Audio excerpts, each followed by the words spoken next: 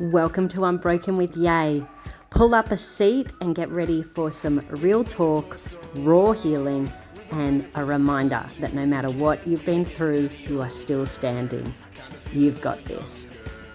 Hello and welcome to Unbroken with Yay. This episode we are looking at mutual friends post-breakup.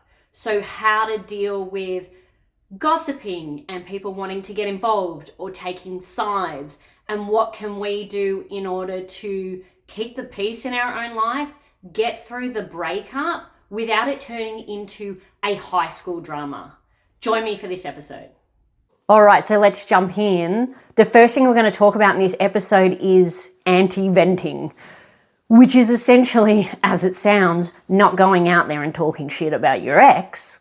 Because the second you break up, that urge to want to get on your invisible megaphone and tell your side of the story, the right side, the real story, especially if you have an ex that, and this has happened to me, they go around to anyone that will listen and they completely rewrite history.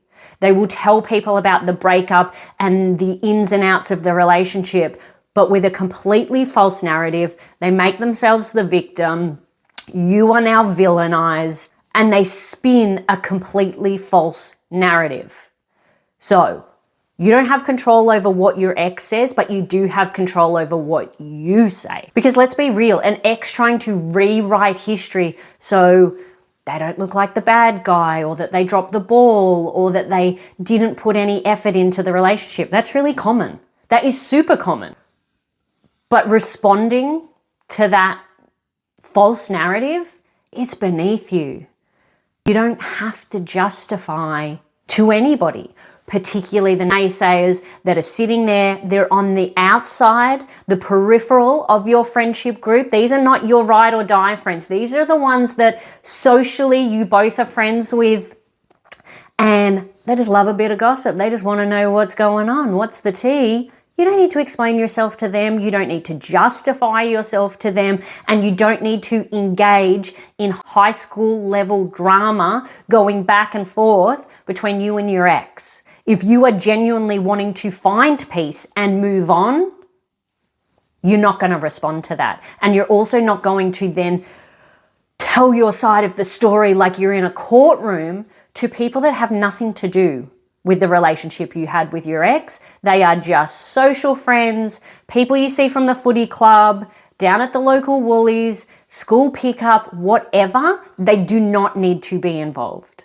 My point of view was always, if he needs a cheer squad to make him feel good, great, go get one. But I don't need to do that. I don't need to get on my imaginary megaphone and get anyone that will listen to me be nasty, bitter, and tell the real story of how that relationship actually played out.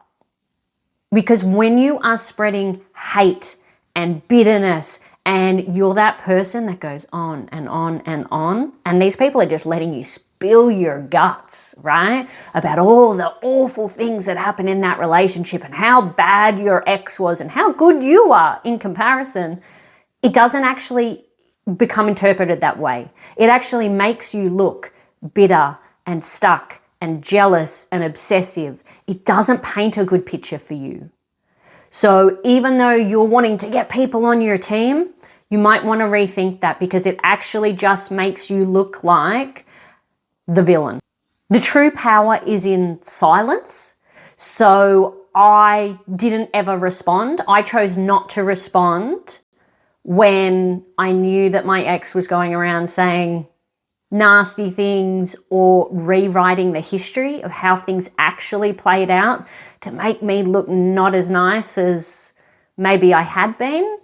And silence for me was golden. I didn't need a cheer squad of fair weather friends to get involved. I kept my venting and my tears and my grief with my core friends and my family. I did not have room to engage in more drama. I didn't want to extend the life of this breakup. I wanted to move on. I wanted to find peace, and I chose silence when people talked absolute rubbish because guess what? I'm not in high school anymore and I'm sure as hell not going back.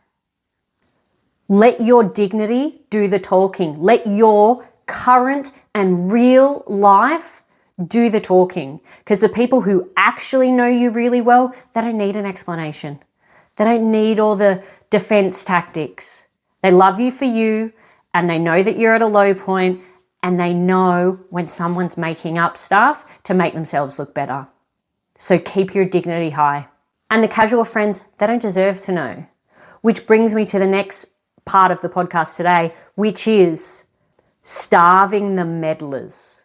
So those people that you don't hear from all the time, but as soon as your breakup starts happening or word of it is happening, and they reach out concerned, very keen to hear all the goss, all the nitty gritty, heaps and heaps and heaps of questions about all the things in the relationship, and not so much about how can I help you, let's catch up. They are focused on getting the tea, the gossip, or on the flip side, they are so quick to get to you when they've heard something about your ex.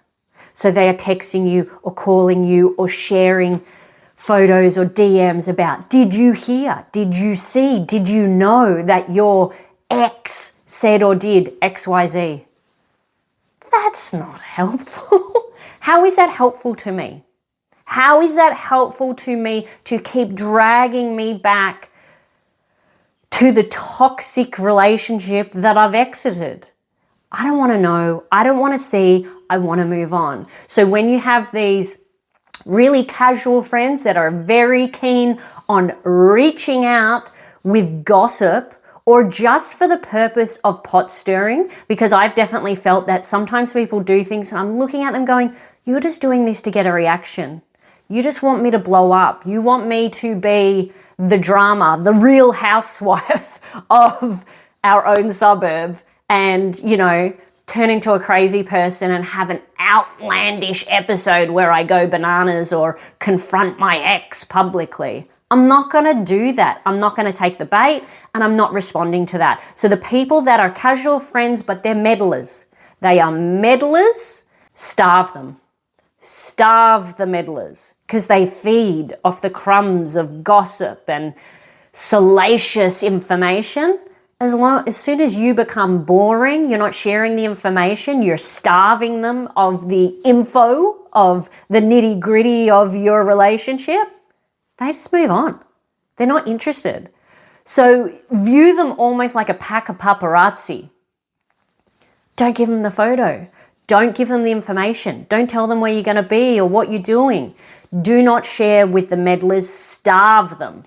And they will back off. They'll leave you alone and they'll stop asking you. And if they don't stop asking you, respond nicely. Because you don't need to make enemies. This person has shown you who they are. They're a casual friend and they're just interested in gossip and they don't really care about your well-being. Cool. Then I would respond with something like, thank you so much for reaching out, but I'm actually on a breakup detox where I am not talking about this anymore and I am just on my road to find peace and happiness. Thanks. And I would just cut it off. You don't have to give people explanations. I think sometimes we feel like we have to defend ourselves or we have to answer a question or we have to explain why we did or didn't. No, you don't. This is your life. They're not involved in it. They're just casually within our social circle. I don't have to give you a deep understanding of my relationship breakdown. And I'm going to really nicely tell you so. The next area we're looking at is social media during a breakup can be really difficult. So it's not just you and your ex. Okay, cool. Maybe you've archived photos and you've taken your status down. Great. But it's actually all the other people that you're connected to on social media that he may be as well. So your ex and you may have shared friends or colleagues or, people from the local footy club that are on both of your social media accounts. Therefore, it is so important that you are conscious of the things that you post, like, follow, support. Because everything you do during that first early stages of a breakup, and particularly if you've got kids and you may be about to go through a custody battle, your digital footprint counts. So what you are doing on there will get fed back to him. Be conscious of that. It will get fed back through mutual connections. And you won't always know who those people are. I've had it happen to me. I've had the ex call and say, what about blah, blah? And it was clearly a misunderstanding, but I knew there were people within my circle that were keen to see me fail or were on his side and therefore wanted to give him ammunition. It's a minefield, particularly when you're getting divorced and you've got kids together. So what do you want to do about it? Stop posting cryptic quotes or sad song lyrics or targeted thirst traps designed specifically to piss off your ex, to get the eyes and attention of all those mutual friends. You don't want to do that. It's not going to help you. Unless you want ongoing conflict with your ex and the shared social group, don't do it. And furthermore, if scrolling through just your normal feed and your mutual friends are posting photos or things that are with your ex, if that makes you uncomfortable and that doesn't help your breakup detox of thinking about this other person, then mute the mutual friends. You can hide, you can low-key unfollow, you can archive, you can do all those things even with mutual friends until you're ready. So you don't need to have all of that in your face. You can absolutely have control over your own social media without it being combative. Your digital space should be your digital sanctuary. It should be where we go and we relax and we have a laugh and have fun and connect. It's not about ammunition. We don't want it to feel like a battlefield. Lay your armor down and just turn it all down. Turn the volume down, turn your engagement down so that you can actually hear yourself think. And that social media is in the way it's designed to relax, engage, and connect. And now we're going to look at friend cleansing. When a romantic relationship dies, oftentimes the people surrounding us cannot help themselves but to want to get involved and to take sides and place judgment and speak on behalf of your ex and get involved. This may be a point in time where there is collateral damage, and that collateral damage is mutual friends, which can be really hard for all involved. And particularly if those friends are partnered and the partner is friends with your ex, and there's a lot of nuance there. So we don't want to look at it as negative. We're deciding to choose that it's actually a positive thing, having a friendship cleanse. Sometimes those are by choice and sometimes they're not. So I had moments where we had mutual friends, my ex and I split. I'm living in a teeny tiny apartment. I'm struggling, I'm working, I'm raising 3 kids alone 100% of the time. And then I hear through the grapevine that our mutual friends are going and delivering my ex home-cooked meals every day and checking in on him. You know, that was an opportunity for me to do a friends cleanse. Oh, okay, well, they actually don't value me as much as I thought that they did. They actually value him more, which is absolutely fine. And I think it's all about perspective and going, cool, I'm going to cleanse. I'm going to take this opportunity. I'm going to clean out my friends list.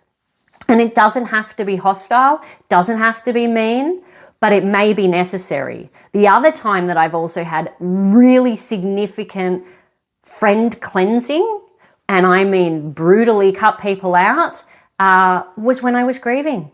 So particularly if you are a widow or a widower, but even if you've just lost someone and then you turn around and you look at your life and you do see a lot of dead weight of people that are not showing up and are not compassionate and are not really being part of your village, great, this is an opportunity to cleanse. And the reason I liked doing it was, yeah, great, I'm getting rid of dead weight.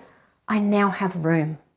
I now have room to make genuine connections with people who are seeing me now, in my newest form as an independent person on my new journey.